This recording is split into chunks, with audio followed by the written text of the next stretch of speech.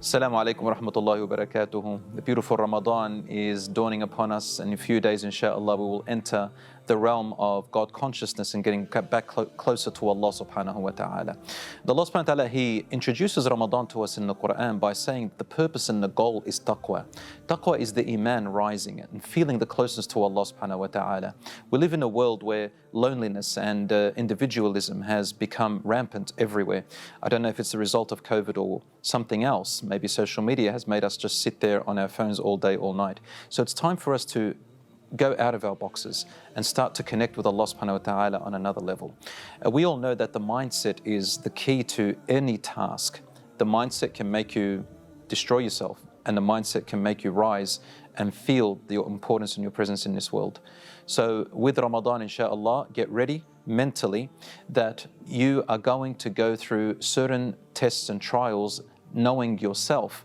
And Ramadan has a way of triggering those nasty senses in ourselves, those pesky senses sometimes, and they're going to manifest themselves. I remember doing an interview on 3AW once, and the interviewer asked me, who was a non-Muslim, we heard that fasting doesn't make you angry or controls your anger. Is that really true? And I said, no, actually, fasting really provokes your anger. You're going to get angry, you're going to get more irritated. So get ready to feel those senses and to be challenged with them and to face them. And the whole idea is that you're going to learn to restrain them and to see ways of how you can control them, insha'Allah ta'ala. So make those preparations that the Quran is going to be part of your daily life. Number two, think about what you're going to change about yourself. Just one or two things in Ramadan. It could be the way that you talk to your parents, the way you talk to your children, the way you talk to your neighbors and your environment, your family, your friends at work, wherever you go, the mosque. You know, human beings are forgetful by nature, and our desires are very strong by nature, and we have the tendency to get lazy sometimes, and sometimes our emotions do take over, and that's the way God had created us.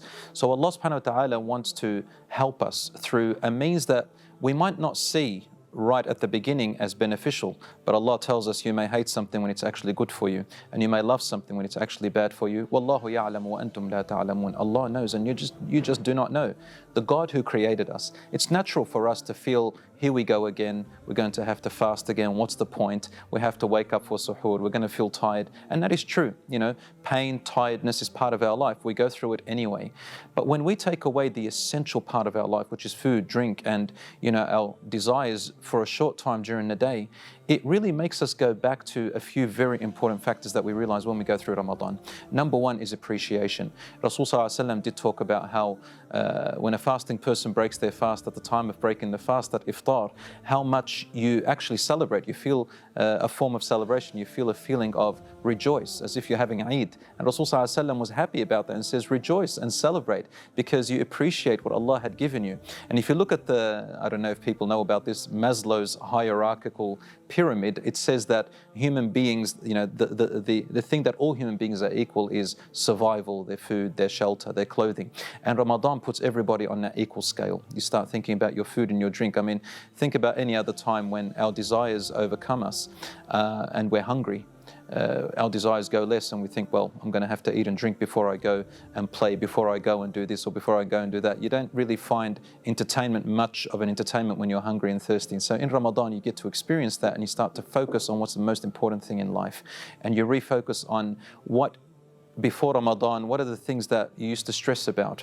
But during Ramadan, because the food and drink is for 30 or 29 days, you're thinking about that. It kind of makes you minimize the bigger problems that we used to think about. We call them first world problems, I think, and there are also third world problems. So let's live a moment of what a third world problem goes through.